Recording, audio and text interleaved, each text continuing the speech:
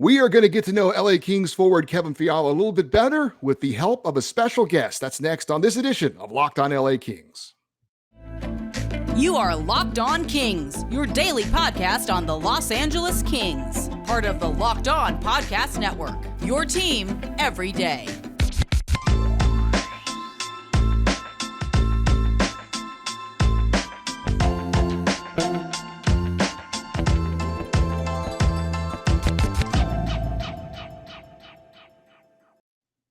Hey, Kings fans, welcome to Locked On LA Kings, your team every day. Thanks for making Locked On LA Kings your first listen every day. We are free and available wherever you get your podcasts and on YouTube. Please like and subscribe if you're enjoying this content. By the way, we're at 498 subscribers. Come on, Kings fans, let's get to that 500 mark by the weekend if you can. Thanks for the help on that. My name is Eddie Garcia, your host of Locked On LA Kings. I've worked in sports media for almost 30 years. For the past 20 plus years, the Fox Sports Radio Network, where I'm a co-host, sidekick, reporter, and NHL insider. Also co-host of the Puck Podcast, a weekly NHL review show that's been putting out content for the past 16 years. And of course, more importantly to you, a very passionate LA Kings fan for the past 30 years. We are 47 days away from the LA Kings season opener, October 11th against the Vegas Golden Knights, 23 days away from the 2022 rookie face-off in San Jose, where the Kings will be taking on 5 other Western Conference opponents in a 3-day event. So we are counting down to when we get some hockey and looking forward to that. Also looking forward to seeing Kevin Fiala on the ice wearing an LA Kings sweater. And for some help and getting to know Kevin Fiala a little bit better, we are very happy to welcome in the host of Locked On Wild. His name is Seth Toupal. And Seth was very, very accommodating to me today because I had some issues with a flat tire. Seth, thank you so much for your time and for being accommodating and for joining us on Locked On Kings today. Of course, it's my pleasure. I always enjoy getting a chance to chat with other hosts in the network, and this is officially my first chance to welcome you in person to the network. So happy to be here. Thank you very much. I appreciate that. So let's talk about Kevin Fiala. Like I said, Kings fans very excited about getting him. I know it was not so exciting of a time for Wild fans to have to see him say goodbye because of salary cap issues. Unfortunately, you just couldn't afford to keep him.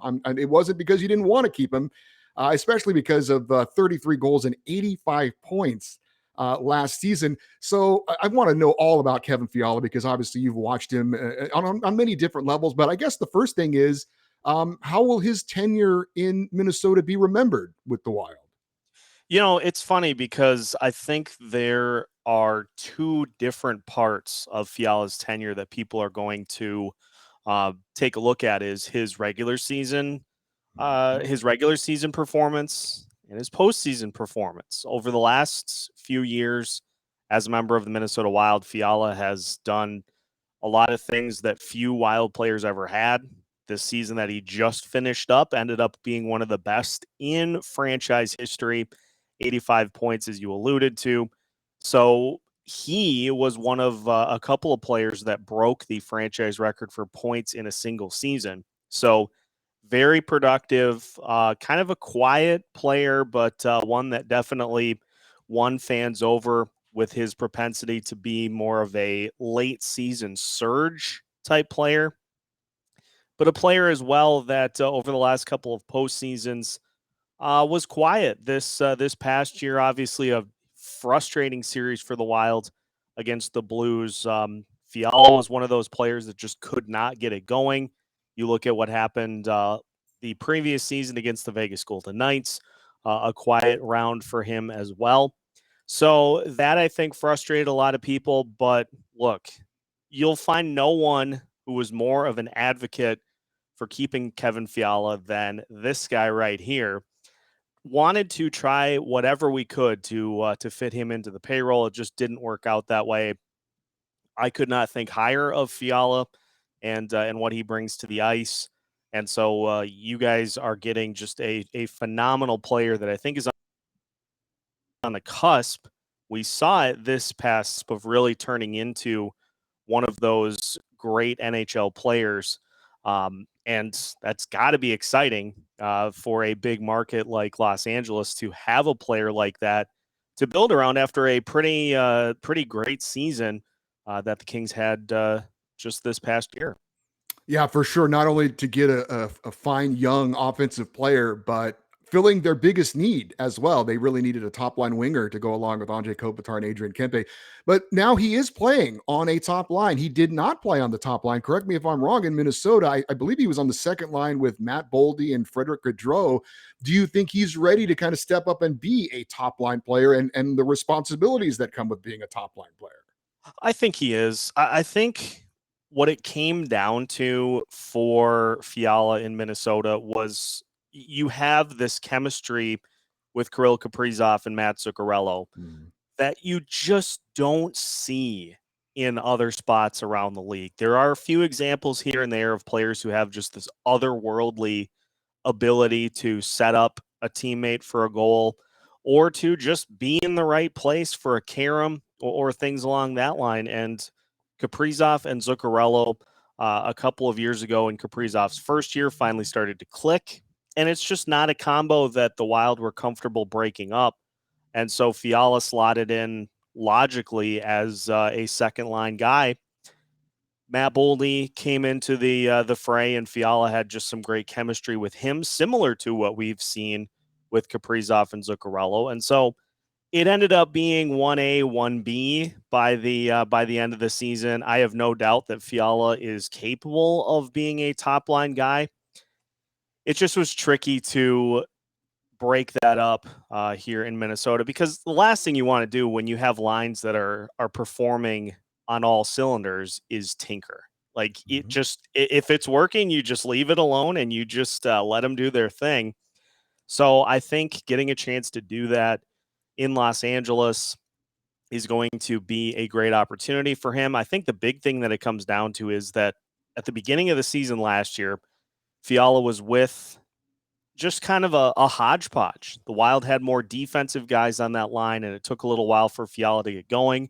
Once he had a more offense-oriented winger on that line with him, it clicked, and he put up just insane numbers down the stretch, 25 goals in his last 40-ish games of the season. So a good winger on a line with him, and obviously a good center as well, is going to do him wonders. And I think he's fully capable of playing a top-line role. Well, that's good news. What we also need help in Los Angeles with our power play. It was 27th in the league last year. It's one of the things that it really held us back from probably being a better team. Certainly, we saw in the playoff series against the Oilers what a good power play can do.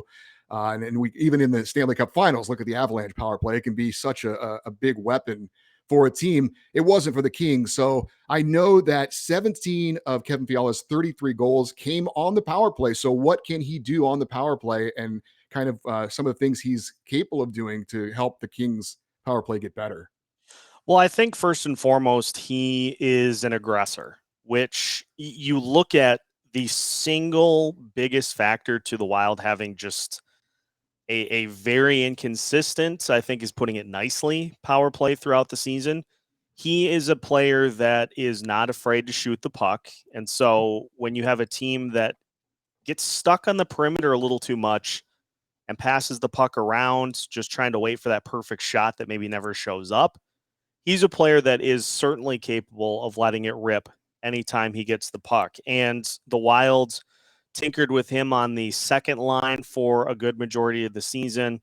At the end of the year, just out of trying to get something to work before the postseason started, they put him on the top power play, and it really seemed to energize the team over the last handful of games. Now in the postseason, it just went right back to where it was. But he is a player that just has a lot of really good elements to his game. And I think that fearlessness to shoot really takes the cake as the thing that sets him apart and makes him such a successful player with the man advantage. Is you've got a couple of guys in that grouping that are elite passers. And so if you can find him an opportunity, he's going to bury it. And we saw a lot of that this year.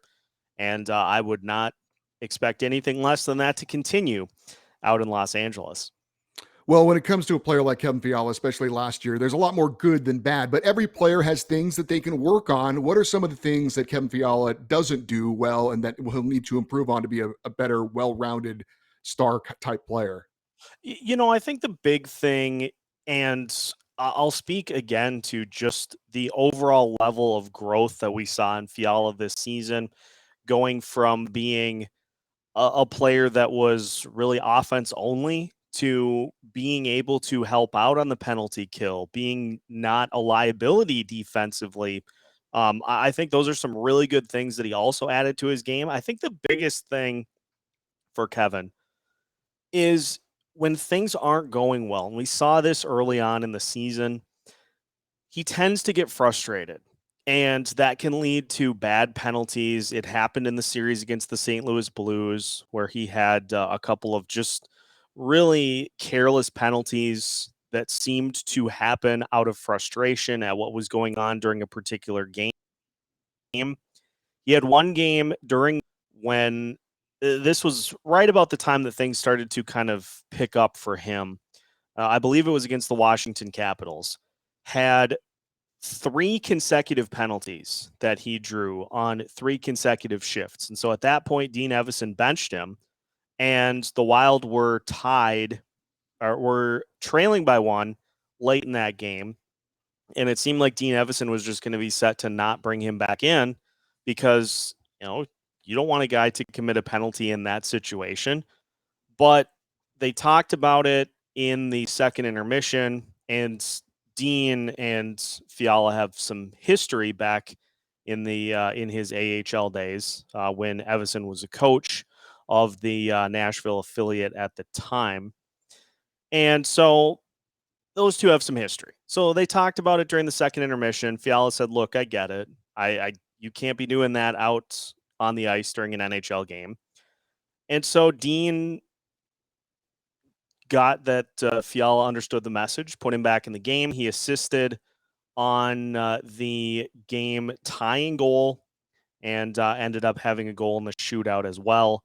So it's more so just, I think, a guy who wants to really contribute at all times. And if he's not getting goals or if the scoring's a little dry, it gets frustrating. And that leads to some penalties. Now, if he can clean that up, that that should make him into it's something that I think can be cleaned up. It just comes down to him just trying to keep a level head during games, even when he's not contributing goals. Go find another way to contribute to a win, and just trust that the points are going to come regardless. We're going to talk much more about Kevin Fiala in just a second with Locked On Wild host Seth Toupal. But first, if you'd like to place a wager on the LA Kings or the Minnesota Wild to win the Stanley Cup next season, go check out betonline.net. It's the fastest and easiest way to check in on all your betting needs. Find all your favorite sports and events at the #1 online source for odds, lines, and games. Find reviews and news of every league, including Major League Baseball, combat sports, esports, and even golf. Head to BetOnline or use your mobile device to learn more about the action happening today. That's BetOnline, where the game starts. We continue with Seth Toupal, host of Locked On Wild, and we talk a little bit about some of the things that Kevin Fiala needs to work on. What are some of the things he really excels at? What makes him a special player? I think it just comes down to his confidence, for one. Anybody that puts 25 goals in the net in a 40-game span is obviously feeling pretty good. He is somebody that I think is really good at attacking. He is somebody, as I alluded to earlier, that is not afraid to shoot the puck, whether it's going in or not. That does not affect his ability to shoot. And I will say, early on in the season, it seemed like he had some otherworldly bounces, whether it be off the post or just an insane save by the opposing goalie, that led to him not scoring when he probably should have in maybe 9 times out of 10. A goal that he would have scored at just that 10th time didn't play out that way. So he's very gifted at scoring, just handling the puck. He had no shortage of insane goals from angles that just defy logic. And so he is a player much like Kirill Kaprizov, maybe not as fast, but just gifted with the puck in his hands. And if you can put somebody that can kind of play catch with them out there on the ice, he just makes it look easy. He makes it look effortless out there. And so, it's gonna be fun for a bigger market to see him really perform and kind of put all of his tools out there. As I alluded to, he really started to show some promise on the defensive side of the puck too. Got some time on the penalty kill as the season progressed, and it got to the point midway through to late in the season where you're talking after a game and you're saying, "Hey, Kevin Fiala was pretty good there defensively when it counted." So he's somebody that I think can grow his game even more, which is crazy considering we're talking about a guy who's probably entering the prime of his career at 25 and has already been in the league for 7 years. Yeah. So it's the whole package, everything you would want from a budding superstar, and somebody that seems like he has a few more tricks that he can put in the bag as the years go by. Now, correct me if I'm wrong. I don't believe he's ever worn a letter on his sweater with the Minnesota Wild. Is it something that maybe he grows into as far as a leadership role now that he's had a team make a long-term financial commitment to him? And what kind of teammate is he, generally speaking? I could see him being somebody that eventually maybe is an alternate captain. I don't know if it depends on the makeup of the rest of the team, if he'd be somebody that would be considered captain material. Obviously, here the Wild have Jared Spurgeon, who's been the captain the last couple of seasons, and that was after the long tenure as captain for Mikko Koivu. Two guys who were more so leaders by action than leaders by voice.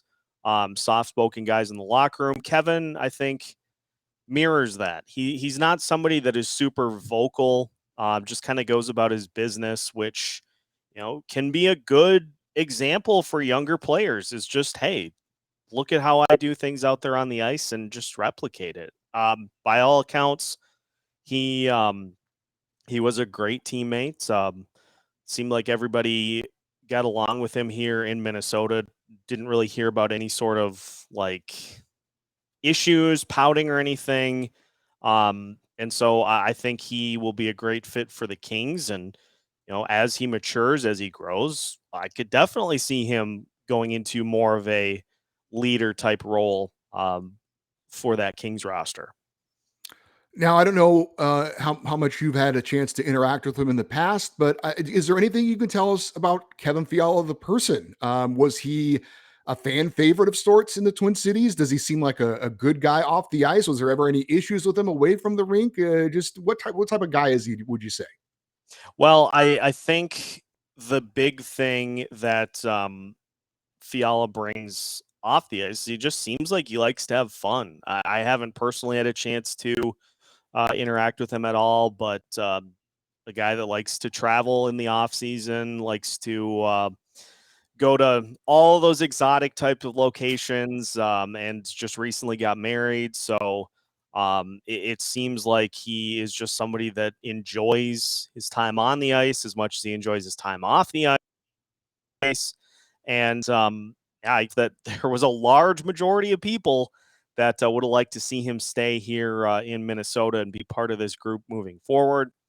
Sometimes it doesn't work out that way, but at the end of the day, uh, Kings got a good one, and I think you guys are going to enjoy a lot of what you get from Kevin Fiala, both on the ice and off. And I'm sure he's going to love Los Angeles. It's no coincidence that he ended up going to the Los Angeles Kings with some other opportunities, such as New Jersey, I think was one of the finalists. Ottawa was rumored to be one of the finalists as well. It's no secret that obviously of all those places, Los Angeles is probably the one to go. Yeah, I saw on Twitter today. Apparently, he's hanging out in Paris, and I saw he had his sunglasses on behind with the Eiffel Tower. I'm like, well, he's going to have some good use for those sunglasses here in Southern California. Seth, I've been able to talk to a lot of the Locked On hosts from the other Pacific Division teams over the past week. It's been really cool getting to know them and obviously talking about how we think the Pacific Division is going to play out. But looking at the Western Conference, I know a lot of people think the Pacific is, of the four divisions in the NHL, the fourth.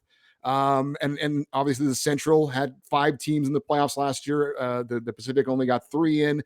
Being someone who's in the Central, do you see that being the case again, or do you think maybe we could see a 4th team from the Pacific this year?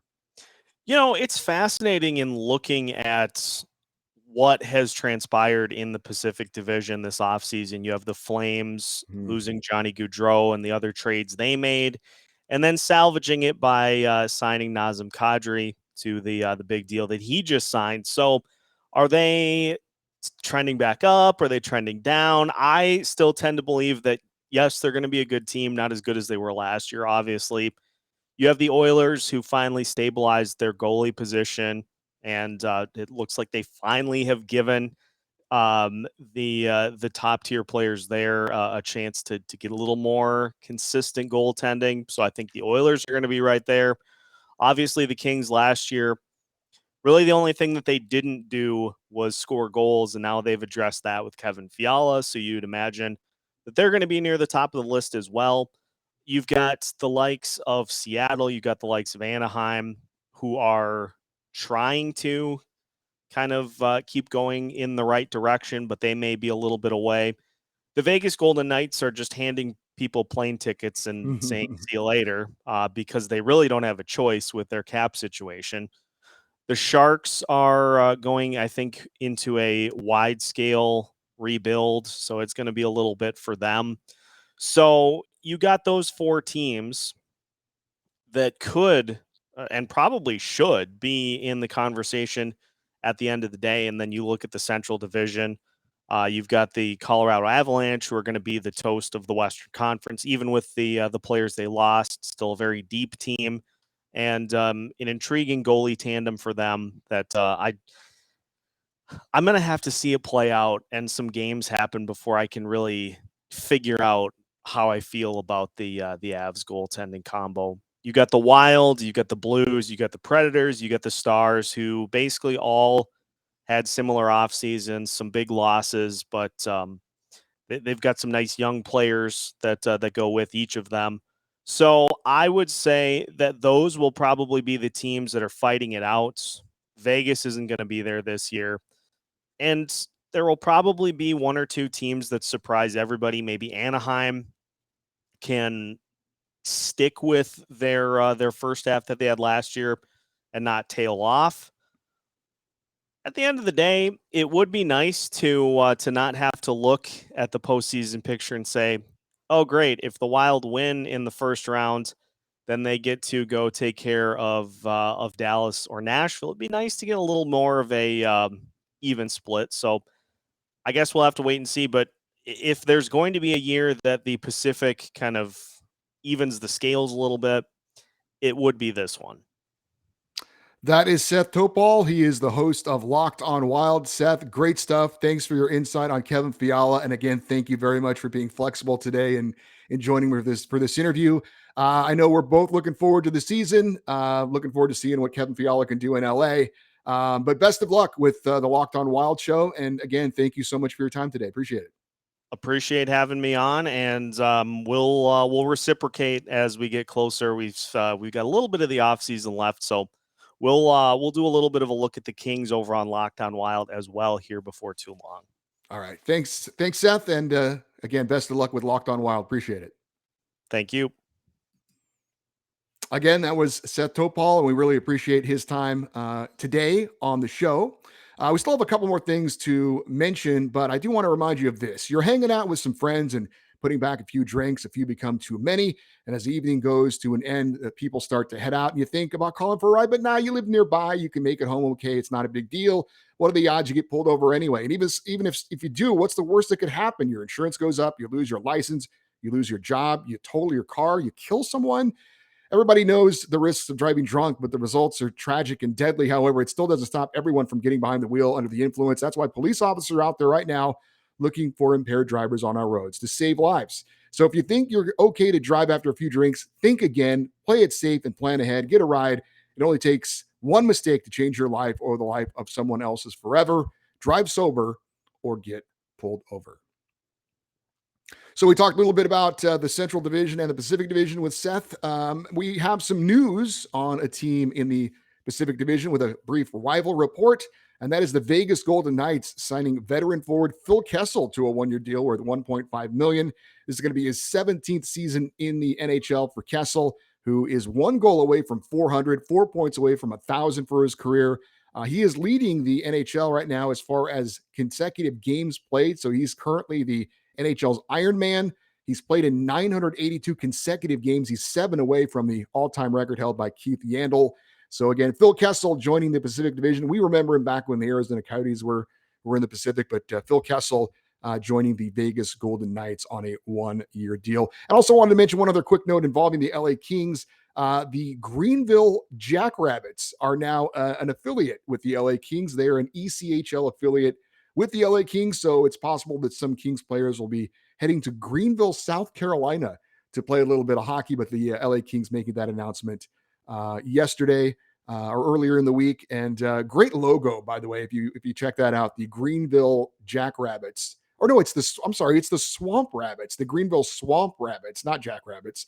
I think I was thinking of Long Beach Poly High School or something. So the Swamp Rabbits, I don't know what a swamp rabbit is. I guess maybe if you live in Greenville, South Carolina, you know, but they have a pretty cool logo if you want to check that out. I actually have a t-shirt of theirs. Somebody sent me a t-shirt of the Greenville Swamp Rabbits some time ago. I don't have it on today to show you, but anyway, just a couple of notes to let you know about one in the Pacific Division and one involving the LA Kings new ECHL affiliate. Hey, to keep up to date on this show and what's going on with the LA Kings, please follow us on Twitter. We are at Locked On LA Kings.